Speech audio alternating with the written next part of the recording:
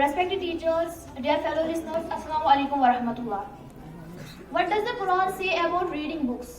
Reading is a very important point that's mentioned in the Quran. The most unique verse of the Quran that shows the importance of reading is, according to some scholars, the first verse of the Quran that was given to Prophet Muhammad, peace be upon him.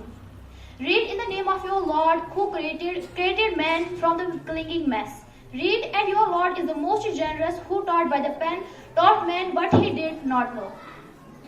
The above few verses show how learning, knowledge and wisdom is connected to writing and reading. It's by writing that human beings transfer their thoughts and learning to others. And it's by reading those writings that people think, contemplate and come up with new ideas, which lead to more learning, wisdom, discovery and inventions. Therefore, Allah compares those who seek knowledge and those who do not and asks us, say, are those who know equal to those who do not know? Only those who possess intellect their admonition.